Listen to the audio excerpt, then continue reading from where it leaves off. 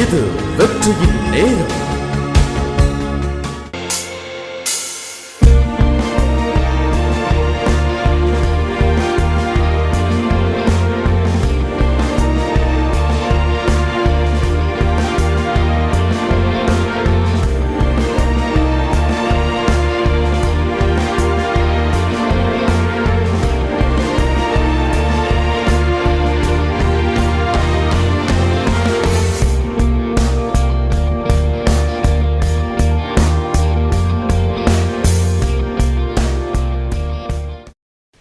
கர்த்தருடைய வார்த்தை திரும்புவோம்.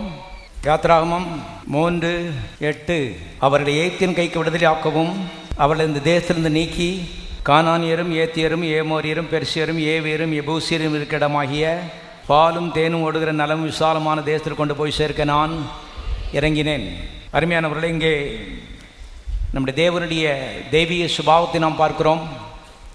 பல 100 ஆண்டுகள் அடிமைத்தனத்திலே கஷ்டப்பட்டிருந்த மக்களை விடுதலையாக்க வேண்டும் என்று விரும்பினார். விடுதலையாக்கினது மாத்திரமல்ல, அவர்களுக்கு ஒரு நல்ல வாழ்வை இந்த பூலோகத்திலே அவர் கொடுத்தார் என்பதை நாம் பார்க்கிறோம். இயேசு கிறிஸ்து நேற்றும் என்றும் மாறாதவர். அன்றைக்கு என்ன செய்தாரோ இன்றைக்கு அதை செய்கிறவராயிருக்கிறார். அது மாத்திரமல்ல, அந்த மக்களுக்கு எந்த நன்மை செய்தாரோ அதே நன்மையை நமக்கு செய்வார் என்பதற்காகத்தான் இது எழுதப்பட்டிருக்கிறது. அவைதான் இந்த காலைவெளியிலே வியாதிகள், பாவங்கள், சாபங்கள், பெல்லிசூனியங்கள், தரித்திரங்கள், இப்படிப்பட்ட சிறையிருப்புக்குள்ளே எங்களை இருப்பீர்களானால் தேவன் உங்களை விடுதலையாக்க விரும்புகிறார். செய்ய வேண்டியதெல்லாம், இயேசுவே இந்த உள்ளத்தை நான் திறந்து விடுகிறேன், உள்ளே வாரும் என்று அவருக்கு அழைப்பு கொடுக்க வேண்டும். இதோ வாசற்படியில் இன்று கதவை தட்டி கொண்டிருக்கிறேன். ஒருவன் சத்தத்தை கேட்டு கதவை திறந்தால் நான் உள்ளே பிரவேசிப்பேன் என்று கர்த்தர் வெளிப்படுத்தல் 3:20 சொல்லியிருக்கிறே பார்க்கிறோம். தாயின் வயிற்றில் பிறந்த எந்த ஒரு மனிதனும் சாகிறதுக்கு முன்னாடி கண்டிப்பாக இருதயத்தை திறந்து கொடுத்து இந்த இயேசுவை ஏற்றுக்கொள்ள வேண்டும். இல்லாவிட்டால் இந்த உலகத்திலையும் அவனுக்கு நல்ல வாழ்க்கை இல்லை, செத்ததுக்கு அப்புறம் அவனுக்கு எதிர்காலம் இல்லை. ஆகவே கிறிஸ்து என்றால் ஒரு மதம் கிடையாது. கிறிஸ்து என்பவர் அருமையான மனிதனுடைய வாழ்க்கை பாதையை மாற்றி அமைக்கிறவர். தாயின் வயிற்றிலே பிறந்த எல்லா மனிதர்களும் நரகத்தை நோக்கி பயணம் பண்ணி கொண்டிருக்கிறார் என்பதை தெரியாவிட்டால் தெரிந்து கொள்ளுங்கள். எந்த மதத்திலும் இருக்கலாம், யாருடைய பிள்ளையாகவும் இருக்கலாம், எந்த கோயிலும் இருக்கலாம். தாயின் வயிற்றிலே பிறந்த எல்லா மனிதர்களும் நரகத்துக்கு நேராக பயணம் பண்ணி கொண்டிருக்கிறார்கள். இதில் இந்த வாழ்க்கை பாதையை மாற்றி விடும்படி கர்த்தர் சொல்கிறாரு, இருதயத்தினுடைய வாசக்கதவை தட்டிக்கிட்டே இருக்கிறேன். இன்றைக்கு ஒரு எம்எல்ஏ, ஒரு எம்பி, ஒரு மந்திரி நம்ம வீட்டு வாசலிருந்து மாதிரி தட்டிக்கிட்டு இருக்க மாட்டார். ஆனால் இரவு பகலாக நம்முடைய இருதயத்தின் கதவை தேவன் தட்டி கொண்டிருக்கிறார் என்பது தேவன் அன்பாகவே இருக்கிறார் என்பதற்கு ஆதாரமாக இருக்கிறது. தேவன் அன்பாக இருக்காருங்கிறதுக்கு எங்கே ஆதாரம் தேடி தெரியப்படாது. மனிதன் பொல்லாதவன், அருமையானே, இவனால் ஒன்று அவருக்கு ஆக வேண்டிய அவசியம் இல்லை. ஆனால் வானாதி வானங்களை படைத்த கர்த்தர் மனிதனுடைய வீட்டு வாசல் இதே கதவை தட்டி கொண்டே இருக்கிறாராம் இரவும் பகலும். எது வரைக்கும்? சாகும் வரைக்கும் தேவன் அன்பாகவே இருக்கிறார் என்பதற்கு இதுதான் ஆதாரம் என்பதை தெரிந்து கொள்ளுங்கள். கர்த்தர் சொல்றார், இன்னைக்கு திறக்கலன்னா நாளைக்காக தர, நீ மாண்டு போவது எனக்கு இஷ்டம் கிடையாது. நான் வாழ வைக்கிற இறைவன். எந்த மதத்தை சேர்ந்திருந்தாலும் சரி, எந்த பின்னணியில் வந்திருந்தாலும் சரி, எந்த தவறுகளை செய்திருந்தாலும் சரி, காரணம் பெரிய தவறு சின்ன தவறு என்பதெல்லாம் மனிதருடைய ஒரு கணிப்பு. தேவனுக்கு எல்லாம் ஒன்று தான். எல்லா தவறுகளையும் தேவன் மன்னிக்கிறவராயிருக்கிறான். எல்லா தவறுகளை காட்டிலும் பெரிய தவறு வானாதி வானங்களுக்குள்ளாத இறைவன் வாசப்படியில் இருந்து கதவை தட்டி கொண்டிருக்கும் பொழுது அந்த கதவை திறக்காமல் இருக்கிறது தான் உலகத்திலேயே பெரிய பாவம் என்று கர்த்தர் சொல்கிறார். விபச்சாரமும் கிடையாது, வேசித்தனமும் கிடையாது, கொலையும் கிடையாது. தேவன் மனிதனுடைய இருதயத்தை தட்டி கொண்டிருக்கும் பொழுது அவருக்கு மரியாதை கொடுக்காதபடி கதவை அடைத்துக் கொள்கிற மனிதன் பாருங்கள், அவருடைய முடிவு பரிதாபம். அருமையாகவே இந்த காலை வேளையிலே நல்ல வாழ்வை விரும்புகிறவர்கள் தேவனுக்கு மரியாதை கொடுத்து இதய கதவை முதலாவது திறக்க வேணும். இதய கதவை திறந்தவர்கள் ரெண்டாவது நம்ப வேண்டும். இந்த கர்த்தர் பரலோகத்தில் ஒரு நல்ல வாழ்வை வைத்திருப்பாரானால் கண்டிப்பாக பூலோகத்திலே அவர் நல்ல வாழ்வை என்ன செய்ய இருக்க வேண்டும், வைத்திருக்க வேண்டும். காரணம், பரலோகத்தின் தேவன் பூலோகத்தின் தேவன். பரலோகத்துக்கு வேற தேவன், பூலோகத்துக்கு வேற தேவன் கிடையாது. பாருங்க, ஒரே தேவன் தான்.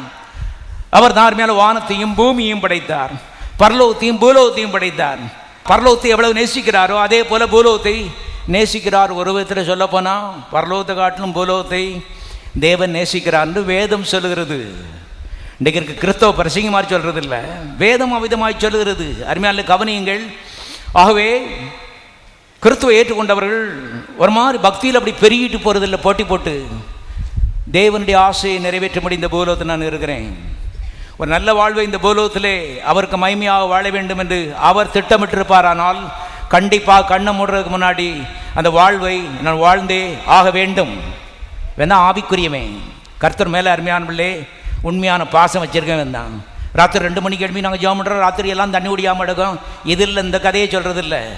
எல்லாரும் சொல்லுவோம், தேவன் எனக்காக கல்வாரி சொல்லி ஜீவனை கொடுத்த தேவனுடைய ஆசை என்ன, விருப்பம் என்ன? நான் பரலோகத்துக்கு போகிறது மாத்திரம் இல்லை, இந்த பூலோகத்தில் ஒரு நல்ல வாழ்வு, வெற்றி வாழ்வு வாழ வேண்டும் என்று இந்த தேவன் விரும்புவாரானால் சாகுறதுக்கு முன்னாடி அதுதான் என்னுடைய ஆசையாய் இருக்கிறது.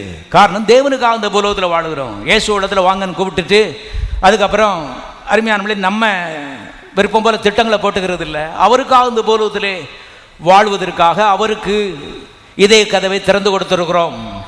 இப்போ அருமையான கவனிங்கள். அவர் சொல்லுகிறாரு, பாலும் தேனும் ஓடுகிற ஒரு நல்ல வாழ்க்கையை உனக்கு பூலோகத்தில் நான் வச்சிருக்கிறேன். தேவனுடைய பிள்ளைகளுக்கு 2 சுதந்திரங்கள் உண்டு என்று வேதம் சொல்கிறது. ஒன்று பரலோக சுதந்திரம். வாசிக்கலாம். 1 பேதுரு புத்தகம் 1ஆம் அதிகாரம் 5வது வசனம். கடைசி காலத்திலே வெளிப்பட ஆயத்தமாக்கப்பட்டிருக்கிற ரட்சிப்புக்கு ஏதுவாக விசுவாசத்தை கொண்டு தேவனுடைய பலத்தினாலே காக்கப்பட்டிருக்கிற உங்களுக்கு அந்த சுதந்திரம் பரலோகத்தில் வைக்கப்பட்டிருக்கிறது. கவனிங்க, பரலோகத்தில் தேவன் ஒரு சுதந்திரத்தை வைத்திருக்கிறார், நித்தியமான சுதந்திரம். அது நம்முடைய மரணத்துக்கு பின்பு நாம் சுதந்திரிக்கும்படி ஆயத்தப்படுத்தி வைத்திருக்கின்ற ஒரு சுதந்திரம் என்று நாம் பார்க்கின்றோம்.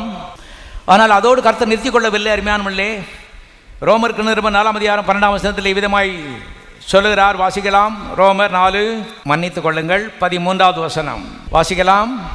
அன்றியும் உலகத்தை சுதந்திரிப்பான் என்கிற வாக்குத்தத்தம் ஆபிரகாமுக்கு உண்டாயிற்று. பாருங்க, பரலோக சுதந்திரத்தை பற்றி பார்த்தோம் 1 பேதுருல. இங்கே ஆபிரகாமுக்கு கர்த்தர் அருமையான பிள்ளை ஒரு சுதந்திரத்தை கொடுக்குறாரு. அது என்னன்னு கேட்டால், உலகத்தை சுதந்திரிப்பாய். இன்னொரு விதத்தில் சொல்ல போனால் பூமியை சுதந்திரிப்பாய். எல்லாம் சொல்லுவேன், நான் பூமியை சுதந்திரிப்பேன். கர்த்தர் சொல்கிறாரு, பூலோகத்தில் உயிரோடு இருக்கும்போது பூமியை சுதந்திரி, செத்ததுக்கு அப்புறம் பரலோகத்தை பயணிச்சு சுதந்திரி. இப்போ பரலோகம்னு அடிச்சுக்கிட்டு பூலோக வாழ்க்கையை விட்டுட்டு குடும்பம் ஒரு குழப்படியாக இருக்குது. இன்றைக்கி அநேக ஆவி பெற்றோருடைய குடும்பங்கள் ஒரே குழப்படியாக இருக்குது. எதையுமே குடும்ப காரியங்களில் அக்கறையும் கிடையாது, அதை பற்றி கவனிக்கிறதும் கிடையாது. ஏன்னா பரலோகம். என் ஜனங்கள் அறிவில்லாமல் என்ன செய்கிறார்கள்? சங்காரமாகிறார்கள். சத்தியத்தை அறிவீர்கள், அந்த அறிவு உங்களை விடுதலை ஆக்கும். பூலோகத்திலும் பரலோகத்திலும் வெற்றி பெறும்படி கர்த்தர் அழைத்திருக்கிறார். பரலோகத்தில் வெற்றி பெறுறதுனால பூலோகத்தில் ஒரு மண்டா இருக்க வேண்டிய அவசியம் கிடையாது. அநேக இன்றைக்கு பாருங்கள், ஆவி பெற்றோர்கள் சுத்த மண்டா இருக்காங்க பாருங்கள், எல்லாத்துலேயும் பூஜ்யம், அதை பற்றி அக்கறையும் கிடையாது. பூலோக வாழ்க்கை எப்படி இருந்தான்னு பொறுத்தார். அருமையானவர்களே, பூலோக வாழ்க்கையும் பரலோக வாழ்க்கையும் ரெண்டுமே தேவனுக்கு முக்கியம். இப்போ தேவனை நேசிக்கிறவர்கள் இந்த பூலோக வாழ்க்கை கண்டிப்பாக ஒரு வெற்றி வாழ்க்கையாக தான் இருக்க வேண்டும் என்று ஒரு தீர்மானம் பண்ணணும். இது பொத்துணு வாயில் வந்து விழாது, இதெல்லாம் ஆசைப்பட வேண்டும். இப்படித்தான் இந்த வாழ்க்கை இருக்க போகிறது என்று ஒரு ரூட்டை நாம் செட் பண்ண வேண்டும் என்பதை தெரிந்து கொள்ளுங்கள். வேதத்தில் எழுதப்பட்டிருக்கிறது, கர்த்தருக்கு வழியை என்ன செய்யுங்கள், நீங்கள் ஆயத்தப்படுத்துங்கள். மேடுகள் எல்லாம் பள்ளங்கள் ஆகட்டும், பள்ளங்கள் எல்லாம் மேடாகட்டும், கோணலானவைகள் செவ்வையாகட்டும். கர்த்தருக்கு நீங்கள் வழி ஆயத்தப்படுத்துங்கள். நல்ல எதிர்காலத்துக்கு நீங்கள் வழி ஆயத்தப்படுத்துங்கள். கர்த்தர் பார்த்து என்னமோ சிலரை இப்படி உயர்த்துறாரு, எங்களை இந்த மாதிரி வச்சிருக்காரு, அது சோம்பேறித்தனமான பேச்சு. அவர்கள் ஏதோ ஒன்றை செய்திருக்கிறார்கள் என்பதை தெரிந்து கொள்ளுங்கள். ஆகவே இது முழுசும் கர்த்தருடைய கரத்தில் இல்லை. பூலோக வாழ்க்கையின் வெற்றி முழுதும் கர்த்தருடைய கரத்தில் இல்லை. நாங்கள்லாம் பல ஆண்டுகள் யோசித்து கொண்டு வந்தோம். ஆண்டவர் கையில் எல்லாம் இருக்குது. என்னமோ சிலரை உயர்த்துறாரு, சிலரை இந்த மாதிரி கீழே போட்டுறாரு. நாம் என்னமோ அந்த கீழே அடக்கிற கூட்டத்தில் தான் என்றைக்கு செய்கிறோம் இருக்கிறோம். சாத்தானுடைய தந்திரம் பாருங்கள், ஒரு கூட்டத்தை உயர்த்துறாரு, அடுத்த கூட்டத்தை கீழே போட்டுறாரு. நீ அந்த கீழே இருக்க கூட்டத்தில் தான் நினச்சிருப்ப இருப்ப. அன்மையான கவனிங்க. ஆகவே ஒரு கூட்டத்தை உயர்த்துறதும் அடுத்த கூட்டத்தை தாழ்த்துறதும் இந்த வேலையில் தேவன் இல்லை. தேவன் மனிதத்தில் பாரபட்சம் உள்ளவர் அல்லவே அல்லவே. ஆனந்தும் இல்லை, பெண்ணென்றும் இல்லை, ஊழியக்காரனும் இல்லை, விசுவாசியும் இல்லை, மூத்தவர்கள் இளையவர்கள் வித்தியாசமே கிடையாது. கற்றுக்கொள்ள வேண்டும். நமக்குள்ள அந்த ஆர்வம் வரும் பொழுது எதிர்காலத்துக்கு வாசல் திறந்து விட்டது. சும்மா இப்படி அவங்கள கர்த்தர் உயர்த்துறாரு, நம்மளை இப்படி கீழே போட்டுருக்காரு, சோம்பேறித்தனமான பேச்சு என்பதை தெரிந்து கொள்ளுங்கள். தேவனுடைய மக்களே, எல்லாருக்கும் வாய்ப்பு கர்த்தர் கொடுத்துருக்கிறார். Equal opportunity for every one. எல்லாருக்கும் ஒரு தருணத்தை கொடுத்துருக்கிறார். எல்லார் கையிலையும் புஸ்தத்தை கொடுத்து நல்ல கண்ணை திறந்து நினைச்சு பாரு, ஆபிரகாமுடைய ஆசீர்வாதம் ஏதோ ஒரு சிலருக்கு மாத்திரம் இல்லை, எல்லாருக்கும் கண்டுபிடித்தவர்கள் எல்லாருக்கும் கொடுக்கப்பட்டிருக்கிறது. அருமையான கவனியங்கள். அந்த ஆசீர்வாதத்தை பற்றி தான் மோசேட்ட கற்று சொல்லும் பொழுது, பாலும் தேனும் ஓடுகிற நலமும் விசாலமுமான தேசத்தில் கொண்டு போய் சேர்க்கும்படி நான் இறங்கினேன். கவனியங்கள். ஆகவே தேவனுடைய திட்டம் இனிப்பான திட்டம். காரணம் அவரே சொல்லிட்டாரு, பால் தேனுன்னு சொல்லி. தேவன் மக்களே கவனியங்கள். இதில் பரலோகத்துக்கு போகிறதுக்கு நாம் ரொம்ப ஆயத்தங்களை பண்ண வேண்டிய அவசியம் இல்லை. இன்றைக்கி சாத்தானுடைய பெரிய ஒரு தந்திரம் என்னன்னு சொன்னால், பரலோகத்துக்கு ஆயத்தப்படு, பரலோகத்துக்கு ஆயத்தப்படு. மீசை வச்சா பரலோகத்துக்கு போக முடியாது, மீசையை மலிச்சிடு. தாடி இல்லாதவங்க பரலோகத்துக்கு போக முடியாது, தாடியை விளை. காவி இல்லாதவங்க பரலோகத்துக்கு போக முடியாது, காவியை போடு. நகையை போட்டால் பரலோகத்துக்கு போக முடியாது, கழட்டதை. ஆக இன்றைக்கு இன்றைக்கி கழட்டுறதும் மாற்றுறதும் இந்த வேலையில் இருந்துட்டு இருக்காங்க. அதில் விந்தை என்னன்னு சொன்னால், பரலோகத்துக்கு போகிறதுக்கு நீங்கள் நகை போட்டிருந்தாலும் போகலாம், போடா இருந்தாலும் என்ன செய்யலாம், போகலாம். கழட்டுனாலையோ மாற்றுறதுனாலையோ நீங்கள் பரலோகத்துக்கு போக முடியாது. இயேசுங்கிற அந்த டிக்கெட் இருந்தால் தான் நீங்கள் என்ன செய்யலாம், போகலாம்.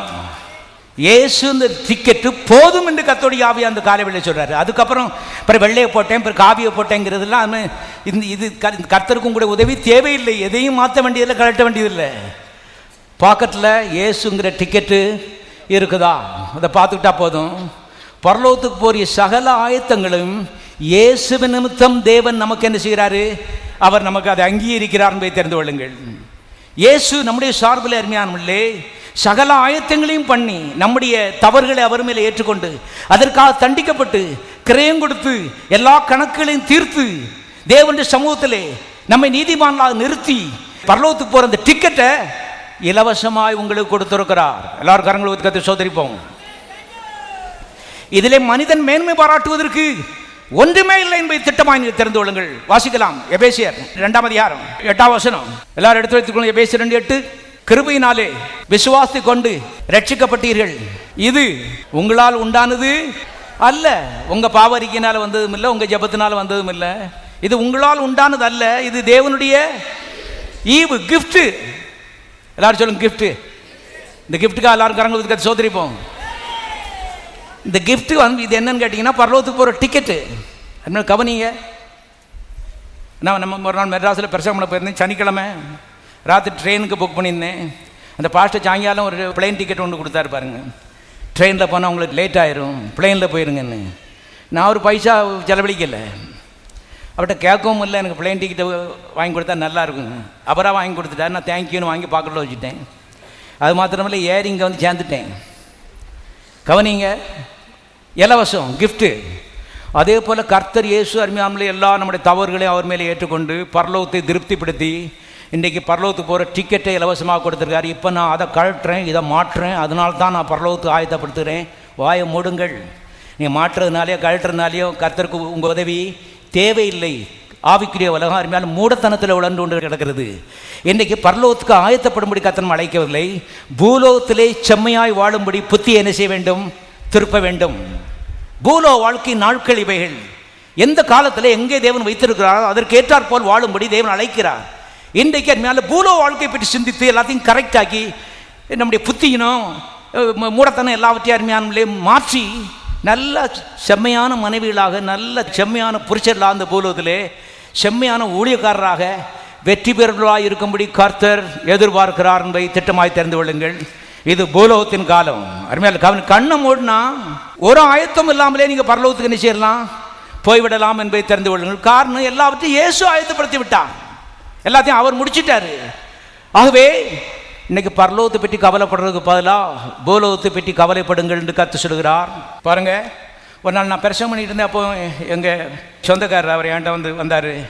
பிரசங்கம் நல்லா தான் இருந்துச்சு, ஆனால் கொஞ்சம் உலகம் மாதிரி எனக்கு தெரிஞ்சுன்னு சொன்னார்.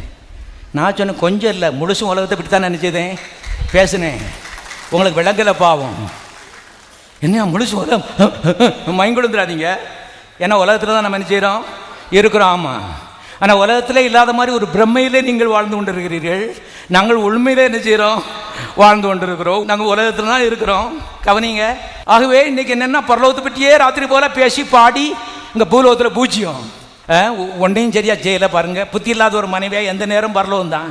அருமையானவர்களே, சில பொய்களை நம்பி வாழ்க்கை இழந்து போயிடக்கூடாது. பிசாசான் பொய்யன், மகாபெரிய தந்திரசாலி. இந்த பூலோகத்திலிருந்து எந்த நேரம் பரலோகத்தை பற்றி யோசிச்சுட்டு வச்சுட்டான்னா போச்சு. பூலோக வாழ்க்கை ஒன்றுமில்லாமல் என்ன செய்கிறோம்? போய்விடும். பூலோகம் மிக மிக முக்கியம். கர்த்தர் முதலாவது ப்ரையாரிட்டிஸை வச்சிருக்கிறாரு. 1 2 3 சொல்கிறாரு. கணக்கு, அந்த கணக்கு கர்த்தர் போட்ட கணக்கு தான். நம்ம 1 2 3 இருக்குதே, இது கர்த்தர் போட்ட கணக்கு தான்.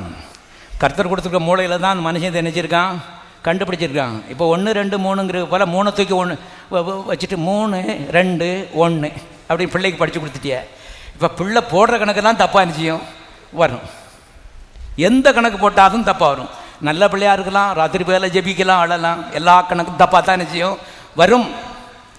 தப்பாக தான் வரும். என்ன ஆண்டவரே இப்படியா? தப்பாக தான் வரும். ஏன்னா எதை முதல்ல வைக்கணுமோ அதை நீங்கள் முதல்ல என்ன செய்யலை? வைக்கவில்லை. திட்டமாய் தெரிந்து கொள்ளுங்கள். பூலோகமும் முக்கியம், பரலோகமும் முக்கியம். ஆனால் பூலோக நாட்களில் பரலோகத்தை பற்றி ராத்திரி போல நினச்சிட்டு பூலோகத்தை பற்றி நினைக்கலாம், எல்லா கணக்கும் தப்பாக என்ன செய்யும்? வரும். திட்டமாக நீங்கள் தெரிந்து கொள். ஜெபிக்கலாம், வாசிக்கலாம், நல்லவர்களாக இருக்கலாம், அதெல்லாம் கிடையாது.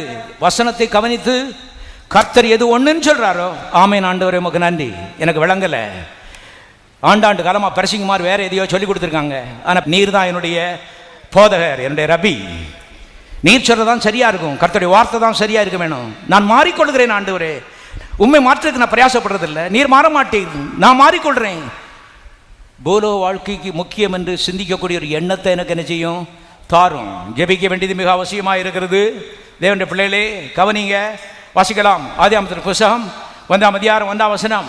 எல்லாம் சத்தமாக வாசிங்க. ஆதியிலே தேவன் வானத்தையும் பூமியையும் சிருஷ்டித்தார். ஆதியிலே தேவன் வானத்தை சிருஷ்டித்தார், ஃபுல் ஸ்டாப்னு போடல. உங்கள் பைபிளில் என்ன போட்டிருக்கு? சேர்த்து வானத்தையும் பூமியையும் நினைச்சார், சிருஷ்டித்தார். வானத்தை சிருஷ்டித்த கர்த்தர் தான் பூமியை சிருஷ்டித்தார். பரலோகத்தை சிருஷ்டித்த கர்த்தர் தான் பூலோகத்தை என்ன செய்திருக்கிறாரு? சிருஷ்டித்திருக்கிறார். பரலோகம் பூலோகமும் அவருக்கு ஒன்று, ரெண்டும் அவருடைய சொத்து தான், ரெண்டும் அவருடைய சிருஷ்டிப்பு, ரெண்டுமே ஈக்குவலி இம்பார்ட்டன்ட், ரெண்டுமே மிக மிக முக்கியம் என்பதை சத்தியவேதம் திட்டமாய் போதிக்கிறது. கவனியுங்கள். ஆகவே இந்த பூமி தேவனாலே படைக்கப்பட்ட பூமி. தேவனுடைய பிள்ளைகளே, ஏசியாத்தின் புஸ்தகத்தில் ஒரு வசனத்தை வாசிப்போம். ஏசியா 45:18. வானங்களை சிருஷ்டித்து பூமியையும் சத்தமாசிங்க வெறுமையா இருக்க சிருஷ்டியாமல் அதை குடியிருப்புக்காக செய்து படைத்து அதை உருவேற்படுத்தின தேவனாகிய கர்த்தர் சொல்லுகிறதாவது, பூமியை படைச்சார, இது சும்மா வெட்டாந்தரையா போட்டுறதுக்காக கர்த்தர் சிருஷ்டிக்கலையா. இது அருமையான மனுஷன் குடியேறதுக்காக கடவுள் என்ன செய்தாராம்? சிருஷ்டித்தாராம். கடவுள் என்ன சும்மா விளையாண்டுக்கிட்டா இருக்காரு? யோசித்து பாருங்க. இந்த பூமியை தேவன் சிருஷ்டித்தார், திட்டமிட்டு. அருமையான மலைகளையும் பள்ளத்தாக்குகளையும் மரங்களையும் பறவைகளையும் எல்லாவற்றையும் எவ்வளவு நாள் அவர் திட்டமிட்டாரோ தெரியாது. எல்லாவற்றையும் அழகாய் அருமையானே சிருஷ்டித்து, தண்ணியை ஒரு பக்கமாக சமுத்திரம் ஒதுக்கி இந்த பூமியை சிருஷ்டித்திருக்கிறார். நோக்கம் மனிதன் இதிலே குடியேற வேண்டும். மனிதனுடைய குடியிருப்புக்காக உருவாக்கப்பட்ட ஒரு கிரகம் இது. செவ்வாய் கிரகத்துக்காக வியாழன் கிரகம் இருக்குது, எத்தனையோ கிரகங்கள் இருக்கிறது. செவ்வாயில் போய் இன்றைக்கி சேந்திரன்னு சொல்லி அமெரிக்காக்காரங்க ஸ்புட்னிக்கை விட்டுட்டு இருக்காங்க. அங்கே மனுஷன் குடியிருக்கிறானான்னு பார்த்துட்டு இருக்காங்க. அங்கே குடிக்கிறதுக்கு தண்ணி இருக்கான்னு சொல்லி ஆராய்ச்சி பண்ணிகிட்டு இருக்காங்க. கோடி கோடி டாலர் அதற்காக செலவழிக்கப்படுகிறது. தேவனுடைய மக்களே, ஆனால் வேதம் சொல்கிறது, தேவன் மனிதன் குடியிருக்கிறதுக்காக பூமி என்ற கிரகத்தை என்ன செய்தார்? உருவாக்கினார். இன்னொரு கிரகத்தை அவர் உருவாக்கவில்லை. ஆகவே இந்த பூமியில் மனுஷன் சுவாசிக்கிற மாதிரி காற்று, குடிக்கிற மாதிரி தண்ணி. பாருங்கள், இந்த தண்ணி எடுத்துக்கிட்டிங்கன்னா H2Oன்னு சொல்கிறான். 2 ஹைட்ரஜனும் ஒரு ஆக்சிஜனும் சேர்ந்து தான். ரெண்டுமே தீப்பிடிச்சு எரிகிற ஆவி. அந்த ரெண்டையும் கலந்து நல்லா குளிர்ந்த தண்ணி ஆக்கி குடிப்பான்னு சொல்லி கத்தணிச்சிருக்காரு, ஏற்கனவே வச்சுருக்காரு. இப்போ மனுஷன் உள்ளே எவ்வளோ ஹெச் இருக்குது, எவ்வளவு ஓ இருக்குது, ஆராய்ச்சியெல்லாம் பண்ண வேண்டிய அவசியம் இல்லை, எடுத்து குடித்தா போதும். எல்லாம் ஆயத்தமாய் கர்த்தர் வைத்து விட்டார். இந்த ஆகாயத்தை அருமையான பார்த்தீங்கன்னு சொன்னால் நைட்ரஜனும் ஆக்சிஜனும் இதில் கலந்துருக்கிறது. வெறும் ஆக்சிஜனை மாத்திரம் வச்சாலும் மனுஷன் செத்து போவான். வெறும் நைட்ரஜன் வச்சாச்சா க்ளோஸு. பாருங்க, எந்த ரேஷியோவில் அதை வைக்கணுமோ அதை நல்லா கலந்து வச்சிருக்காரு. 800 கோடி மக்களும் இன்றைக்கு கஷ்டம் இல்லாமல் சுவாசிக்கிறாங்க. 2 பேரை உருவாக்கும் பொழுது அவ்வளவு காற்றை கர்த்தர் நினைச்சுதாரு, உருவாக்கி வைத்து விட்டார். ஆதாம் ஏவாள் வந்தவுடனே ஆண்டவரே மூச்சு முட்டுத, என்ன செய்வோம்னு சொல்லி ஆண்டவர்கிட்ட ஜெபம் பண்ணலை. அப்படியெல்லாம் ஒன்றும் வைக்க மாட்டார். குறை எல்லாரும் கரங்களை ஊற்றி கற்று சோதரிப்போம்.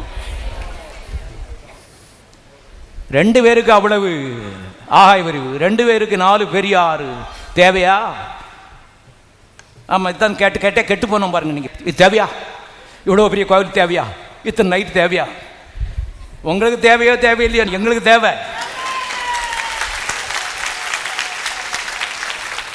உங்கள்கிட்ட பைசா காசு நாங்கள் கேட்கல, கேட்க போகிறதும் இல்லை சாகு வரைக்கும். நீ கவலைப்படாதீங்க, இன்னும் நிறையா பேனை மாட்ட போகிறோம். ஒன்றை படிச்சிருக்காங்க, இது தேவையா? இது தேவையா? 2 பேருக்கு 4 பெரிய ஆறு தேவையா? ஆனால் வைத்தார். 2 பேருக்கு இத்தனை கோடாகோடி நட்சத்திரங்கள் தேவையா? அப்படி தான் வைத்தார். 2 பேருக்கு இவ்வளோ காத்து தேவையா? அவர் அப்படி தான் வச்சார். அந்த தேவனுடைய சாயலில் நாங்கள் இருக்கிறோம். அதனால நல்லா தான் செய்ய போகிறோம். நல்லா தான் செய்ய போகிறோம். தேவையா தேவையான்னு இப்படி உட்காந்து கால்குலேட்டர் வச்சு அடிச்சுக்கிட்டே இருக்கிறது இல்லை. அருமையான கவனிங்கள், தேவன மக்களாகவே பூமியை மனிதன் குடியிருப்புக்காக கர்த்தர் படைத்தானது. இந்த பூமி முக்கியம் இல்லைன்னு சொல்கிறோம். முட்டாள் எல்லாம் சொல்லுங்க, முட்டாள் எல்லாம் சொல்லுங்க. நான் ஒரு முட்டாளாக இருக்க விரும்பவில்லை. கர்த்தர் நல்ல எல்லாத்தையும் ஞானமாக திட்டமிட்டு காற்றையும் தண்ணியும் எல்லாத்தையும் வச்சு பாருங்கள். அருமையான மனுஷனுங்க வந்து குடியிட்டு இருக்கேன்னு போட்டிருக்கு. இந்த பூமிக்குரிய வாழ்க்கை முக்கியம் இல்லை பிரதர். நீங்கள் பேசுகிறத பார்த்தா உலக மாதிரிலே தெரியுது. இது super spiritual, good for nothing, zero. வாழ்க்கையில் பார்த்தீங்கன்னா பூஜ்யமாக தான் இருக்கும். என்றால் ஆசீர்வாதத்தை இவர்கள் தள்ளிவிட்டார்கள். அருமையானே, ஆசீர்வாதம் இவங்க பக்கமாக வராது. ஜபிக்கிறார்கள், வாசிக்கிறார்கள், அது வேற விஷயம். ஆனால் தேவன் எது முக்கியம் என்று 1ஆம் இடத்துல வைத்திருக்கிறாரோ அது முக்கியம். ஆமேன் ஆண்டவரேன்னு சொன்னா தான் வாழ்க்கை நல்லா என்ன செய்யும், இருக்கும். திட்டமாய் நீங்கள் தெரிந்து கொள்ளுங்கள். மதங்கள் சிந்திக்கிறது வேற, தேவன் போதிக்கிறது வேற. மதங்கள் சொல்கிறது இந்த பூலோ வாழ்க்கை முக்கியமே கிடையாது. நாம் சொல்கிறோம், நாங்கள் எந்த மதத்தையும் சேர்ந்தவர்கள் அல்ல, கிறிஸ்துவை சேர்ந்தவர்கள்.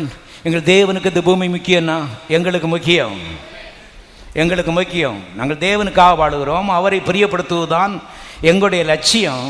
அதுமாதிரி கவனிங்கள், வாசிக்கலாம். ஆதியாகமத்தின் புஸ்தகம் 2ஆம் அதிகாரம் 8ஆம் வசனம். தேவனாகிய கர்த்தர் கிழக்கே ஏதேன் என்னும் ஒரு தோட்டத்தை உண்டாக்கி தாம் உண்டாக்கின மனுஷனை அதிலே வைத்தார். இதெல்லாம் வாசிக்கிறவங்க பூலோ வாழ்க்கை முக்கியம் இல்லைன்னு சொல்ல மாட்டாங்க. புஸ்தகத்தை கவனிக்கல பாருங்க. பூமியை உருவாக்கி அந்த பூமியில் கிழக்கு பக்கத்தில் ஒரு நல்ல தோட்டத்தை உண்டாக்கி அதில் தாம் உண்டாக்கின மனுஷனை கொண்டு என்ன செய்தார், அவர் வந்து குடியேற வைத்தார் என்று எழுதப்பட்டிருக்கிறது. மனுஷன் வந்து அவன் பாட்டுக்கு கர்த்தருக்கு தெரியாமல் அவன் வந்து உட்கார்ந்துட்டான்னு போடல. கர்த்தர் இவனை உருவாக்கி குடியேற்றினார் என்று எழுதப்பட்டிருக்கிறது. குடியேறுப்பா, உனக்காகத்தான் இவ்வளத்தை என்ன செய்திருக்கிறேன். கவனியங்களாகவே இதெல்லாம் தேவனுடைய தெய்வீகமான திட்டங்கள். எல்லாத்தையும் பார்க்கும்போது, மலைகளை பார்க்கும் பொழுது, மரங்களை பார்க்கும் பொழுது, பூக்களை பார்க்கும் பொழுது, கர்த்தாவை நமக்கு நன்றின்னு சொல்கிறவன் தான் ஆவிக்குரியவன். அருமையான இன்றைக்கி அது இதுன்னு மக்கள் பார்த்து கொண்டு சலன்னு பேசிகிட்டு இருக்கும்போது, ஆவிக்குரியவன் எல்லாவற்றையும் பார்க்கும்பொழுது, கர்த்தாவே இது உம்முடைய கரங்கள் எனக்காக சிருஷ்டித்தது, நன்றி நன்றி. இது பூமி முக்கியம் கர்த்தாவே. அருமையான கவனிங்கள், இவைகள் உங்களுக்கு நல்ல எதிர்காலத்தை தரும் என்பதை திட்டமாய் தெரிந்து கொள்ளுங்கள். இந்த பூலோகத்தை பிசாசு தான் ஆள்றான். ஆனால் அருமையானே, படைத்தது நம்முடைய தேவன். இந்த பூலோகத்தின் மேலே கர்த்தருக்கு அவ்வளோ அக்கறையும் ஆசையும் இருக்கிறது என்பதை வேதம் நமக்கு போதிக்கிறது. சில வசனங்கள் நான் காண்பிக்க போறேன். கவனிங்க, பூலோகத்தை தேவன் விட்டுவிடவில்லை. இந்த பூலோகம் பிசாசின் கருத்தில் இருப்பது காரணம் கர்த்தர் கிடையாது. நம்முடைய தாத்தா ஆதாமுடைய முட்டாள்தனம், தேவனுக்கு மரியாதை கொடுக்காதபடி, தேவனுடைய வார்த்தைகளை அசட்டை பண்ணி, கர்த்தர் இவ்வளவு நீண்ட நாள் ஆசையோடு கூட இவனை கொண்டு குடியேற வைத்தார். அந்த திட்டத்தை பாழாக்கிட்டான்.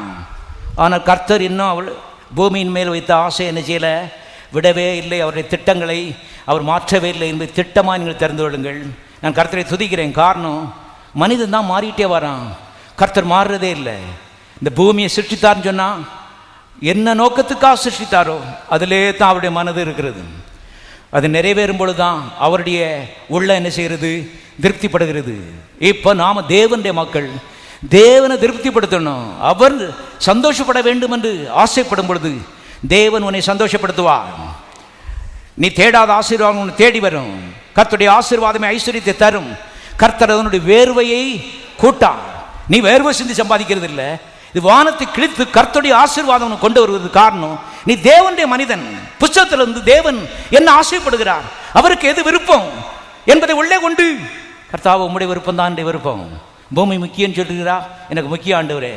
அருமையான இப்படிப்பட்ட ஆளாக இருக்கும் பொழுது காந்தம் எப்படி இரும்பை இழுக்கிறதோ அதுபோல ஆசீர்வாதத்தை இந்த மனிதன் என்ன செய்கிறான், இழுக்கிறான் என்பதை திட்டமாக நீங்கள் தெரிந்து கொள்ளுங்கள். முழங்கோல் இப்படி போராடுறதில்லை. ஆள் எப்படிப்பட்ட ஆள், எண்ணங்கள் எப்படிப்பட்ட எண்ணங்கள், வார்த்தைக்கு ஒத்திருக்கிறதா? நம்முடைய தேவனுடைய எண்ணங்கள் இவனுடைய எண்ணங்களா? தேவனை போல இவன் வந்து ஆசைப்படுறானா? ஆசீர்வாதங்களை எளிதாக நீங்கள் சுதந்திரிப்பீர்கள். சில கேள்விகளுக்கு நான் பதில் சொல்லிட்டு இருக்கேன். சிலரை பார்த்தீங்கன்னா இவ்வளவு பக்திமான்லாம் இருக்காங்க, ராத்திரி பகலாக போராடுறாங்க, வாழ்க்கையில் முன்னேறவே பண்ணுறாங்க. சிலரை கடவுள் ஏன் இப்படி உயர்த்துறாரு? ஏன் தெரியுமா? இவர்கள் அவர்களை போல முழங்கால்னு போராடலை, ஆனால் அவருடைய எண்ணங்கள் தேவனுடைய எண்ணங்களைப் போல இருக்கிறது. திட்டமாய் தெரிந்து கொள்ளுங்கள். மறுபடியும் ஒன்று சொல்கிறேன், உங்களுடைய ஜெபத்தை காட்டிலும் நீங்கள் தேவனுக்கு முக்கியமானவர்கள். கடவுளுக்கு எதையோ முக்கியம், முழங்கோல் ஜெபம், நீ முக்கியம். நீ அருமையானவர்களே, பாருங்கள், எல்லாவற்றையும் படைத்ததுக்கு அப்புறம் மனுஷனை தம்முடைய சாயலில் அவர் படைத்து அருமையானவர்களை கொண்டு வந்து ஏதேன் தோட்டத்தில் வைத்தார்.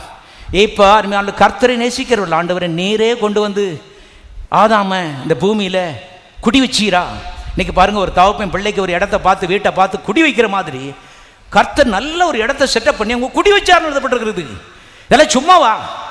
அப்படி இருக்க இன்னைக்கு ஆவி பெற்றவர்கள் உலக வாழ்க்கையை முக்கியம் இல்லாமல் சொன்னா அறிவில்லை. பாருங்க அருமையான தேவன மக்களே, முக்கியம் தேவனாய கர்த்தர் பாருங்க வேலை இல்லாமல் இதை செய்கிறாரு. பாருங்க, தோட்டத்துக்கு நல்ல இடத்த உருவாக்கி அவனை கொண்டு வந்து அந்த இடத்துல குடி வச்சார்னு எழுதப்பட்டிருக்கிறது. ஆனால் அவன் குடியை கெடுத்துவிட்டான் அறிவீனத்தினால. ஆனால் கர்த்தருடைய எண்ணங்கள் மாறவே இல்லை. இன்றைக்கு மனிதன் இந்த பூமியில் நல்ல ஏதேன் தோட்டத்தில் சுகமாய் செல்வமாய் அருமையானே வாழ்ந்து தேவனுடைய நாமத்தை மகிமைப்படுத்த வேண்டும் என்று கர்த்தர் ஆர்வம் வாஞ்சியுமாய் இருக்கிறார். அவருடைய திட்டம் இதுவரைக்கும் என்ன செய்யவில்லை, மாறவே இல்லை. இந்த காலைவெளியில் எல்லாரும் சொல்லுவோம், என்னை பற்றி தேவனுடைய திட்டம் ஏதேன் தோட்டம். மறுபடியும் சொல்லுவோம், என்னை பற்றி தேவனுடைய திட்டம் ஏதேன் தோட்டம்.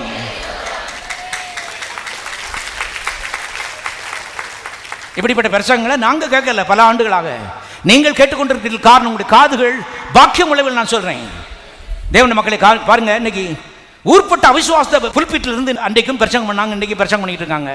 ஆனால் கர்த்தருடைய காரியங்கள் ஆச்சரியமாக இருக்கிறது. மனுஷன் மேல வச்சிருக்க உயர்தரமான நோக்கம், அவனுக்காக படைத்த பூமி, அவனுக்காக படைத்த ஒரு ஏதேன், அவனுக்காக படைத்த ஒரு நல்ல வாழ்க்கை, பாலும் தேனும் ஓடுகிற வாழ்க்கை தான் ஏதேனின் வாழ்க்கை. கர்த்தர் மாறவே இல்லை. ஆதாம் விழுந்துட்டான். அதுக்கப்புறம் ஆபிரகாமை பிடிச்சி அவங்க மூலமாக மோசேட்ட சொல்கிறாரு, எப்பா இந்த திட்டங்கள்லாம் பாலும் தேனும் ஓடுகிற ஏதேன் தான். உங்கள் பாட்டை ஆதாம் கெடுத்துவிட்டான். ஆனால் நான் இன்னும் அந்த திட்டத்தில் மாறவே இல்லை. இப்போ என்னை நேசிக்கிற என்னுடைய மக்கள் இதை புரிந்து கொண்டு அதற்கு நேராக மனதை திருப்ப வேண்டும். இப்போ நம்முடைய ஜபங்களுக்கு பரலோகம் மரியாதை கொடுக்கும் என்பதை தெரிந்து கொள்ளுங்கள். வாசிப்போம் சங்கீதம் 115:16. எல்லாரும் சேர்ந்து வாசிப்போம். வானங்கள் கர்த்தருடையவைகள், பூமியையோ மனுபுத்திரருக்கு என்ன செய்தார், கொடுத்து விட்டார். எல்லாம் சொல்லுவோம், வானங்கள் கர்த்தருடையவைகள், பூமியையோ மனுபுத்திரருக்கு கொடுத்து விட்டார். பாருங்க, ஆண்டவரை பாருங்க, நான் வானத்தில் இருக்கேன்ப்பா, ஆனால் பூமியை ஓன்ட்டே நினச்சிட்டேன், கொடுத்துட்டேன். இப்படிப்பட்ட ஒரு ஆண்டவரை பார்க்க முடியுமா? அவ்வளவு தாராளம், ஏராளம், நல்ல மனது. நான் சொல்கிறேன், நம்முடைய தேவன் பாலும் தேனும் ஓடுகிற ஒரு மனதுடைய ஒரு நபர். கடினமான ஒரு ஆள் கிடையாது, கடுசான ஒரு ஆள் கிடையாது. கடினமான ஒரு உலகத்தில் வாழ்ந்து கொண்டிருக்கிறோம் என்பது மறுக்க முடியாத உண்மை. பேய்களும் பிசாசுகளும் வியாதிகளும் பாக்டீரியாக்களும் அருமையானவர்களே சொல்ல முடியாத தீமைகளும் நிறைந்த ஒரு உலகத்தில் வாழ்ந்து கொண்டிருக்கிறோம். ஆனால் இந்த பூமியை உருவாக்கின கர்த்தர் அவர் நல்லவராகவே என்ன செய்கிறார், இருக்கிறார். இவைகள் நமக்கு இந்த பூல வாழ்க்கையில் ஒரு ஆத்ம நங்கூரமாய் அமையும் என்பதை தெரிந்து கொள்ளுங்கள். உலகத்தில் நடக்கிற அநேக காரியங்கள் நடக்குது, இதுக்கெல்லாம் கர்த்தர் காரணம் கிடையாது. கர்த்தர் ஏன் இப்படி பார்த்துக்கிட்டே இருக்காரு, ஏன் இதெல்லாம் பார்த்துட்டே இருக்காரு? இப்படி தான் அநேக மக்கள் இன்றைக்கு வேதனைப்பட்டு கொண்டிருக்கிறார்கள். பார்த்துட்டு இல்லையா, அவர் அழுது கொண்டிருக்கிறார்னு கர்த்தருடைய ஆவியான்னு சொல்கிறாரு. உலகத்தில் இருக்கிற சில காரியங்களை நாம் பார்க்குறோம், ஆனால் பார்த்து அழுது கொண்டு இருக்கிறார். காரணம், எப்படிப்பட்ட ஒரு உலகமாக இருக்கும்படி, பூமியாக இருக்கும்படி நான் அதை உருவாக்கினேன். முட்டாளாதான் பிசாசு கூட சேர்ந்து இந்த பூமி இப்படி ஆக்கிட்டாதுன்னு சொல்லி கர்த்தர் அழுது கொண்டு இருக்கிறார். அந்த வருத்தத்தின் மிகுதி தான் குமாரனாய் இயேசுவை கல்வாரி சிலுவையிலே தொங்க வைத்ததனுடைய ரகசியம் என்பதை நீங்கள் தெரிந்து கொள்ளுங்கள். கவனிங்க, ஏன் என்னை கைவிட்டீர்னு சொல்லி ஆண்டவராய் இயேசு கிறிஸ்து பிதாவாகி தேவனை நோக்கி அருமையான கதறாரு பாருங்க. ஆனால் தேவனுடைய மக்களே, கதறலுக்கு கர்த்தர் ஒப்பு கொடுத்தாரு. ஏன் தெரியுமா? பூமியை ஆதாமும் பிசாசும் சேர்ந்து இந்த நிலைமைக்கு ஆக்கிட்டாங்க. தேவனுடைய மக்கள், இந்த நாட்களிலே பூமியை பரலோகத்தை போல மாற்றும்படி கர்த்தர் உன்னை அழைத்திருக்கிறார். பூமியை ஏதேனை போல மாற்றும்படி அதுதான் அவனுடைய அழைப்பு. பாஸ்டருடைய அழைப்பு என்ன அழைப்பு பாஸ்டர்? கவனி, இது யாரும் சொல்லிக் கொடுத்துருக்க மாட்டாங்க, நான் அவனுக்கு சொல்லிக் கொடுக்குறேன். இன்றைய அழைப்பு 41 நாள் உபவாசம் இருக்கிற அழைப்பா பாஸ்டர்? நல்லா சாப்பிடு, 41 நாளும் சாப்பிட்டுட்டு இந்த பூலோகத்தில் கர்த்தர் வைத்திருக்கிற நோக்கம் இதை பரலோகமாக என்ன செய்யணும்? மாற்றணும். ஏன்னா உலகத்தில் இருக்க இன்றைக்கு அநேர் பூமியை நரகமாக நினச்சிட்டு இருக்கிறான், மாற்றிக்கிட்டே போயிட்டு இருக்கான். அருமையால் கர்த்தர் சொல்கிறாரு, இதில் ஒன்றே பிடிச்சிருக்கேன், பக்தி அவர் மாதிரி இருக்குல்ல, பெரிய நோக்கங்களோடு பூமியே ஓன்ட்ட கொடுத்துருக்கேன். இப்போ நோக்கம் என்னன்னு கேட்டால், உங்கள் பாட்டன் கெடுத்த பூமியை நீ பரலோகம் மாதிரி என்ன செய்யணும்? ஆக்கணும். தேவனை பற்றி அறிகிற அறிவினாலே, தேவனுடைய வார்த்தையினாலே, தேவனுடைய நாமத்தினாலே, தேவனுடைய ரத்தத்தினாலே, தேவனுடைய பரிசுத்த ஆவியானுடைய பலத்தினாலே அருமையான குடும்பம் மாறணும், சமுதாயம் மாற வேண்டும், சபைகள் மாற வேண்டும். இப்படிப்பட்ட ஆசைகள் நிறைந்தவர்களுக்கு ஆசீர்வாதமே பஞ்சமே கிடையாது என்பதை நான் சொல்கிறேன் உங்களுக்கு. மறுபடியும் சொல்கிறேன், இப்படிப்பட்ட தேவனுடைய ஆசைகள் நிறைந்த ஒரு மனிதர்களுக்கு ஆசீர்வாதத்துக்கு பஞ்சமே கிடையாது. அருமையான தேவனுடைய மக்களை, வேதத்தில் எழுதப்பட்டிருக்கிற நன்மையும் கிருபையும் உன்னை என்ன செய்யும்? தொடரும் தொடரும். நீ எங்கே இருக்கேன்னு சொல்லி அது தேடிக்கிட்டு இருக்குது.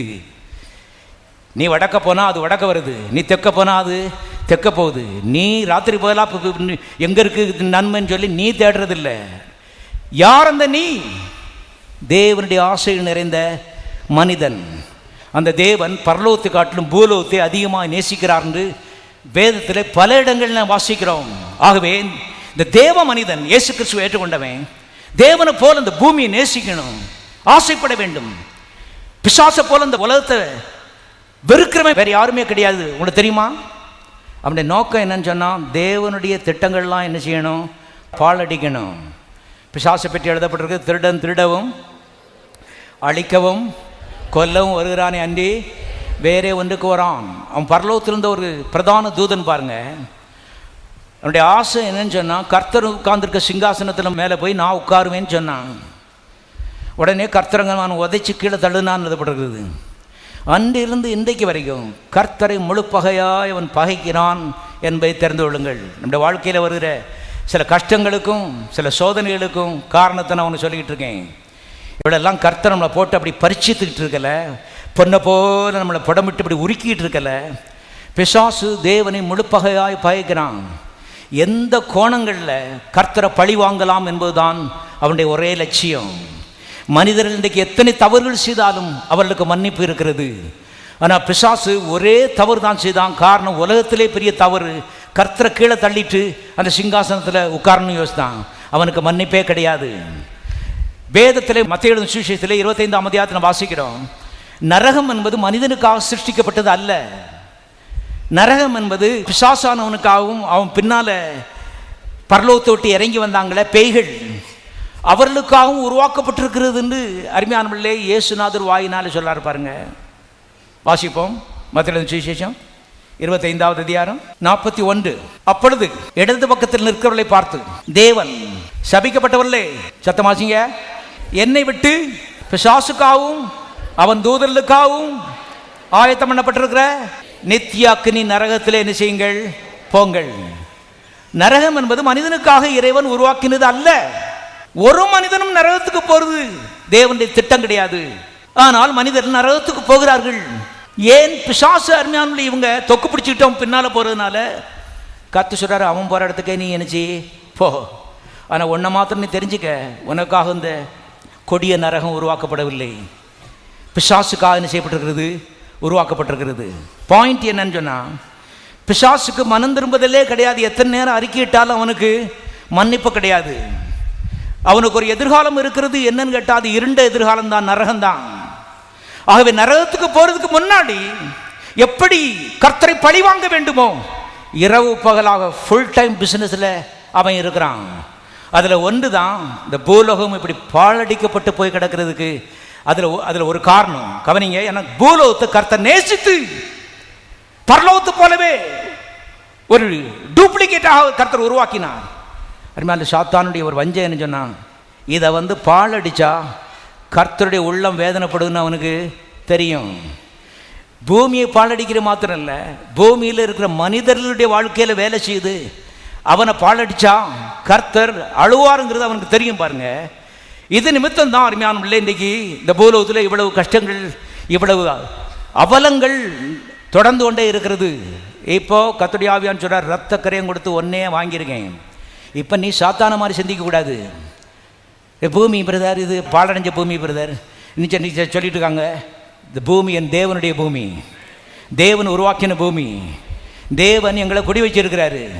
தேவனுக்கு இந்த பூமியை குறித்து உயர்ந்த ஒரு லட்சியம் உண்டு, ஒரு ஆசை இருக்கிறது இந்த பூமியை பற்றி. எங்கள் பாட்டன் ஆதாம் மாறின ஒரு முட்டாள் கிடையாது. நான் தேவனுடைய மனுஷன், தேவனுடைய ஆசை தான் என்னுடைய ஆசை. ஆகவே இந்த பூமியை வாழ வைப்பதற்கு என்னென்ன வழிகள் உண்டோ அதெல்லாம் செய்யறதுக்கு நான் தீர்மானம் பண்ண போறேன். வார்த்தை பிரசங்கம் பண்றதுனால ஒருவேளை மக்கள் வாழ்வார்களா? கையை நீட்டி இயேசுவின் நாமத்தில் ஜெபிக்கிறதுனால மக்கள் வாழ்வார்களா? இந்த சுவிசேஷ பிரதியை கொடுக்கறதுனால ஒருவேளை மக்கள் வாழ்வார்களா? இந்த ரீதியில் அருமையான நம்முடைய எண்ணங்களும் நோக்கங்களும் இன்றைக்கு கர்த்தருக்காக இந்த பூமியை அருமையான மறுபடியும் இழந்து போன அந்த மகிமையை அதுக்கு திருப்பி கொடுப்பதற்காக கர்த்தரை அழைத்திருக்கிறான்னு கர்த்தருடைய ஆவியானவர் சொல்றாரு. எந்த நேரம் நம்மளை பற்றி உட்கார்ந்து யோசித்துக்கிட்டு 1008 கவலைகளில் முழுங்கி கிடக்கிறது இல்லை. கர்த்தரை பற்றி யோசிக்கணும், கர்த்தர் படைத்த பூமி பற்றி யோசிக்கணும், நம்முடைய முட்டாள் தாத்தா ஆதாமுடைய மூடத்தனத்தை பற்றி யோசிக்கணும். கர்த்தாவே, நான் அப்படி ஒரு முட்டாள் கிடையாது, நான் மனந்திருமன மாத்திரம் கிடையாது, நான் தேவ ஆவியை பெற்றவன். தேவனை போல ஒரு சாயலில் என்னை உருவாக்கி இருக்கிறீர். எனக்கு ஒரு நோக்கம் இருக்கிறது, அது தேவனுடைய நோக்கம். கொஞ்ச நாட்கள் தான் அந்த பூலோகத்தில் என்னை வைத்திருக்கிறீர். கண்ணை மூடுறதுக்கு முன்னாடி நான் இந்த பூமிக்கு ஏதாவது ஒரு நன்மை என்ன செய்ய வேண்டும். இந்த லட்சியத்தை தான் இயேசு இந்த பூலோகத்துக்கு வந்தார். நன்மை செய்கிறவரா என்ன செய்தார்? சுற்றி திரிந்தார் எழுதப்பட்டிருக்கிறது. காரணம், இது தேவனுடைய பூமி. எல்லாரும் சொல்லுவோம், இந்த பூமி தேவனுடைய பூமி. எங்க பார்த்தாலும் தீமையா இருக்குது. காரணம், முட்டாள் மனிதன் அருமையான இதற்கு இடம் கொடுத்துட்டான். இப்போ கர்த்தர் சொல்றாரு, அதெல்லாம் மாற்றி அமைக்கலாம். பலத்தினாலும் பராக்கிரமத்தினாலும் அல்ல, ஆவியானவரால் என்ன செய்யும் ஆகும். ஆவியானவராலே குடும்பங்கள் மாறும், ஆவியானவராலே தொழில்கள் மாறும், ஆவியானவராலே சரீரங்கள் மாறும், ஆவியானவராலே பண விஷயங்களிலே மாற்றங்கள் ஏற்படும். மனிதராலே கூடாதவைகள் தேவனால் என்ன செய்யும்? கூடும். அதற்காக கர்த்தர் அழைத்திருக்கிறார். பெரிய நோக்கம். எல்லாரும் கரங்களை வச்சு கர்த்தரை சோதரிப்போம். எந்த நேரம் நம்மளை பற்றி ஒரு வட்டம் போட்டு எந்த நேரம் யோசிச்சுட்டு கூடாது. நமக்களே, கவலையும் சண்டையும் தான் முடிவா இருக்கும். தேவனை பற்றி யோசிக்கணும். கர்த்தாவே, ஒரு பெரிய அழைப்புக்காக நீ அழைத்திருக்கிறீரா? இந்த பூமிக்கு எப்படியா ஒரு நன்மை நான் செய்யணும். இயேசுவை போல இந்த பூலோகத்திலே நான் வாழ வேண்டும். இந்த லட்சியம் வரும் பொழுது ஆசீர்வாதங்கள் உங்களுக்கு கொட்டப்படும். வேதத்தில் எழுதப்பட்டிருக்கிறது, தண்ணீர் இறைக்கிறவனுக்கு தண்ணீர் பாய்ச்சப்படும். யார் பாய்ச்சுவா? பரலோகத்தின் தேவன் என்ன செய்வார்? பாய்ச்சுவார். காரணம், அவருடைய சுபாவம் அது அவருடைய தன்மை என்பதை நீங்கள் தெரிந்து கொள்ளுங்கள். ஆனால் எங்கிருந்து யார்கிட்ட தண்ணியை பிடுங்கலாம் பறிக்கலாம்னு யோசிக்கிறது பிசாசுடைய சுபாவம். எச்சரிக்கையாயிருங்கள். ரட்சிக்கப்பட்ட தேவனுடைய மக்கள் கூட இந்த ஆவி வந்து விடுவதற்கு சாத்தியக்கூறு இருக்குது. ஆசீர்வாதங்களை பிடுங்கி எரிந்து விடும் உங்களுடைய குடும்பத்திலிருந்து. எப்போது அருமையான பாருங்கள், யாரை பறிக்கலாம், யார்கிட்ட பிடுங்கலாம். அந்த சண்டை ஒளியணும். ஏதோ 5000 10,000 ரூபாயில் நீங்கள் பிழைக்கிறது இல்லை. தேவ கிருபையினால் நீங்கள் செய்கிறீர்கள், பிழைக்கிறீர்கள். நீங்கள் ஆளு தேவனை போல இருக்கும் பொழுது ஆசீர்வாதங்களுக்கு குறைவே இராதுன்னு நான் சொல்கிறேன். பரலோகத்தின் தேவன் பார்த்து கொண்டே இருக்கிறார். ஆகவேதான் தேவனுடைய மக்களை கவனியுங்கள். தேவன் சொல்கிறார், எந்த நேரம் உன்னை பற்றி சிந்தியாத, நான் படைத்த அந்த பூமியை பற்றி என்ன செய், நீ சிந்திப்பியன்னா என்னுடைய எண்ணங்களும் உன்னுடைய எண்ணங்களும் ஒரே லைனில் என்ன செய்யுது, போகுது. பரலோகம் உன்னை கனப்படுத்துகிறது. தேவ மனிதன் இங்கே இருக்கிறான், அவனை ஆசீர்வதிக்கிறது பரலோகத்துக்கு ஒரு அற்ப காரியம். பாருங்கள், ஆசீர்வாதம் பணங்கிறது தேவனுக்கு ரொம்ப அற்பமான காரியங்கள் நம்ம தெரிந்து கொள்ள. தேவன மக்களே, ஆளு சரியா இருந்தா ஆசீர்வாதங்களை கவர்ந்து எடுக்கிறது. இதைத்தான் ப்ராஸ்பரிட்டி காஸ்பல் நாம சொல்றோம். ப்ராஸ்பரிட்டி காஸ்பல்ங்கிறது பணத்துக்கு பின்னால லோலோன்னு இப்படி ஓடுறது இல்லை, தேவனுக்கு பின்னால ஓடுறது, தேவனுடைய வார்த்தையின் பின்னாலே ஓடுறது, தேவ ஆவியானவரை போல மாறுகிறது. அவ்விதமாக மாறும் பொழுது பரலோகமே உங்களை என்ன செய்கிறது, ஆசீர்வதிக்கிறது. நீங்கள் இப்போ ரொம்ப பாடுபடுறதில்லை, வேர்வை சிந்துறது இல்லை. ஆனால் வேர்வு இல்லாத ஆசீர்வாதம் உங்களை தேடி என்ன செய்கிறது, வருகிறது. இதைத்தான் அருமையான இதை போல ஒரு சுவிசேஷத்தை நீ எங்கே பார்க்க முடியும் நான் சொல்கிறேன். தேவன் மக்களை கவனியுங்கள். ஆகவே வாசிக்கலாம், பரலோகத்தின் தேவன் இந்த பூலோகத்தை மையமாக வைத்து பெரிய காரியங்களை செய்திருக்கிறார்னு வேதனை வாசிக்கிறோம். அவருடைய எண்ணங்கள் எல்லாம், அவருடைய திட்டங்கள் எல்லாம் பூமியை சுற்றித்தான் இருக்கிறது. எல்லாரும் சொல்லுவோம், தேவனுடைய எண்ணங்கள் எல்லாம் பூமியை சுற்றி இருக்கிறது. தேவனுடைய திட்டங்கள் எல்லாம் பூமியை சுற்றியே இருக்கிறது. பூமியை சுற்றியே இருக்கிறது. திட்டமாய் நீங்கள் தெரிந்து கொள்ளுங்கள். வேற எந்த கிரகத்தையும் சுற்றி இல்லை. ஏன் பரலோகத்தை பற்றி கூட ஒன்றும் அருமையாமல இல்லை. பாருங்கள், 95% பூமியை பற்றி தான் அந்த புஸ்தகத்தில் எழுதப்பட்டிருக்கிறது. நான் கொஞ்சம் குறைச்சி தான் சொல்கிறேன். பரலோகத்தை பற்றி 2% கூட என்ன செய்யப்படல, எழுதப்படவில்லை என்பது தெரிந்து கொள்ளுங்கள். எல்லா திட்டங்களும் பூமியை சுற்றி தான் சுழல்கிறது. பரலோகத்தின் தேவன் அந்த பூலோகத்தில் அருமையானுள்ளே மாம்சத்திலே அவர் அவதரித்தார். வேதத்தில் எழுதப்பட்டிருக்கிறது, தேவன் மாம்சத்திலே வெளிப்பட்டார். மாம்சத்தில் வெளிப்படணும்னு சொன்னால் மாம்சங்கள் வாழுகிற அந்த பூமியில் தான் தேவன் என்ன செய்ய வேண்டும், வெளிப்பட வேண்டும். வெளிப்பட வேண்டும். தேவனை யாரும் பார்க்க முடியாது. பாருங்க, தேவனை ஒருவனும் ஒரு காலம் கண்டதே இல்லை என்று எழுதப்பட்டிருக்கிறது. வானாதி வானங்களும் கொள்ளாதவர் வானத்திலும் இருக்கிறார், பூமியிலும் இருக்கிறார். வானம் அவருடைய சிங்காசனம், பூமி அவருடைய பாதபடி. நீங்களாம் சேரில் உட்காந்துருக்கீங்க, அந்த கரெக்டாக சைஸுக்கு அவன் செஞ்சுருக்கான் பாருங்கள். அப்படி உட்காந்தா கால் தரையில் என்ன செய்யும், தட்டும். ஆனால் பைபிளில் போட்டு கடவுள் அங்கே உட்கார்ந்தாருன்னா அவர் கால் பூமி என்ன செய்யுமா, தட்டுமா. உங்களுடைய சிந்தனைக்கு விடுகிறேன். எத்தனை கோடி மயிர்கள் என்பதை தந்து கொள்ளுங்கள். கர்த்தர் அங்கே உட்கார்ந்தாருன்னா கால் என்ன செய்யும், இங்கே தட்டும். அவ்வளோ பெரிய தேவன், வானாதி வானங்களும் கொள்ளாதவர் இந்த பூலோகத்தில் மனிதனாக வந்தார். காரணம், மனிதர்கள் இங்கே என்ன செய்கிறார்கள், வாழுகிறார்கள். மனிதர்னு சொன்னால் கர்த்தருக்கு அவ்வளோ முக்கியம். ஆகவே தேவன் உலகத்தில் மனுஷனாக மாம்சமாக வருகிறது ஒரு விந்தை, நடக்காத ஒரு காரியம். அதனால அப்போஸ்தலனாகிய பவுல் சொல்லும் பொழுது தேவ பக்தியின் ரகசியமானது நீ ஆரம்பிக்கிறாரு. அப்படி ஆரம்பிச்சுட்டு அவர் சொல்கிறாரு, தேவன் மாம்சத்தில் என்ன செய்தார், வெளிப்படுத்தார். இது ஒரு மிஸ்டரின்னு சொல்கிறார் இங்கிலீஷில். ஒரு ரகசியம், ஒரு புரிந்து கொள்ள முடியாத ஒரு காரியம். கடவுள் 6 அடி மனிதனாக வருதுங்கிறது ஒரு இம்பாசிபிள். அருமையான கவனியங்கள். ஆனால் வந்தார். இரண்டால் பூமி அவருக்கு ரொம்ப முக்கியம். பூமியிலே அவர் படைத்து குடியேற வைத்த அந்த மனிதன் முட்டாள்தனத்தினால பூமியை கெடுத்துட்டான். இருந்தாலும் கர்த்தருடைய ஆசை மாறவே இல்லை. பூமியை பற்றி ஆசை, மனிதனை பற்றி ஆசை மாறாதாவே இருக்கிறது. கவனிங்க. ஆகவே இந்த மனிதனை தேடி தேவன் இந்த பூலோகத்திலே மாம்சத்திலே வெளிப்பட்டார் என்பதை பார்க்கிறோம். அதுக்காக பெரிய திட்டங்களை அநாதி காலத்திலிருந்தே தீட்டுனார்னு போட்டிருக்கு. ராத்திரி நினச்சிட்டு பெத்லேமுக்கு போகலாம், மாட்டுக்கோட்டைக்கு போகலாமா, என்ன செய்யலாம் அப்படின்னு பட்டுன்னு இறங்கி வந்துட்டாருன்னு போடல. அருமையானுடைய எத்தனை 1000 ஆண்டு யோசித்தாரோ தெரியாது. யோசித்து பாருங்க. உலகம் கெட்டுக்கொண்டே இருக்கிறது. ஆதாம் கெடுத்துட்டான், உலகம் கெட்டுக்கொண்டே இருக்கிறது.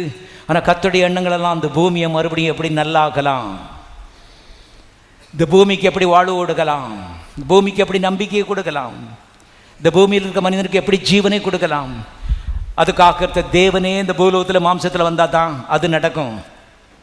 ஆகவே பல 1000 ஆண்டுகள் திட்டங்களை தீட்டி இயேசுவாக இந்த பூலோகத்தில் பிறந்தார்னு பார்க்கிறோம். வாசிக்கலாம். மீகாத்தின் புஸ்தகம் 5ஆம் அதிகாரம் 2. எப்பிராத்தா என்னப்பட்ட பெத்லெகேமே, நீ யூதேயாவில் உள்ள ஆயிரங்களுக்குள்ளே சிறிதாயிருந்தும் இஸ்ரவேலை ஆளப்போகிறவர் உன்னிடத்திலிருந்து புறப்பட்டு என்னிடத்தில் வருவார். இயேசுநாதருடைய பிறப்பை பற்றி மீகா பல 100 ஆண்டுகளுக்கு முன்பாக இங்கே தீர்க்கதரிசனமாக எழுதுகிற பார்க்குறோம். அதில் அவர் சொல்கிறான் பாருங்கள், பெத்லெகேமில் பிறக்க போகிறாரு. அந்த பெத்லெகேம் எத்தனையோ பெரிய பட்டணங்கள் இருக்குது. ஆனால் இது ஒரு பெரிய பட்டணம் கிடையாது, சின்ன கிராமம். ஆனால் தேவன் அதை தேர்ந்தெடுத்தார். பாருங்கள், பிறக்கிறதுக்கு பல 100 ஆண்டுகளுக்கு முன்பாகவே ஆவியானவர் சொல்லிட்டார் இயேசு எங்கே பிறக்க போகிறான்னு சொல்லி. இப்போ அவருடைய புறப்படுதல் அநாதி நாட்களாகிய பூர்வத்தினுடையது. தற்செயலா, பட்டுன்னு, ஆக்சிடென்டலா, சடுதியான ஒரு நினைவில் கர்த்தர் பொத்துன்னு பூமியில் விழுந்துடல. அநாதி காலத்திலிருந்தே, பூர்வ காலத்திலிருந்தே கர்த்தர் சிந்தித்து பூமியில் நாம் பிறக்கணும், மனிதனாக பிறக்க வேண்டும். எங்கே பிறக்க போகிறோம், எப்படி பிறக்க போகிறோம், எல்லாவற்றையும் திட்டம் போட்டார் என்பதை தெரிந்து கொள்ளுங்கள். இந்த பூமி முக்கியம் இல்லைன்னு சொன்னால் தேவன் இவ்வளோ கஷ்டப்பட்டு இந்த பூமியில் ஏன் பிறக்க வேண்டும்? அவர் தேவனை நேசிக்கவில்லை என்பதுதான் இன்றைக்கு அநேகருடைய ஒரு சாட்சியாக இருக்கிறது.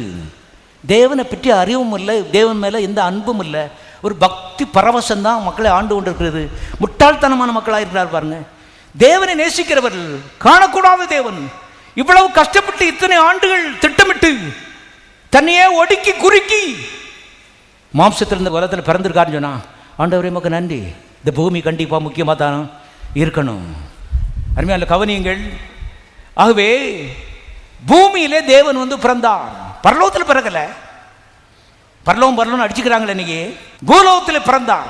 காரணம், பூலோகத்தில் பிறந்த மனிதர்கள் செத்து கிடக்கிறபடினாலே செத்தவர்களை மறுபடியும் உயிர்ப்பிக்க வேண்டுமானால் ஜீவதேவன் பூமியிலே பிறக்க வேண்டியது அவசியமாக இருக்கிறது.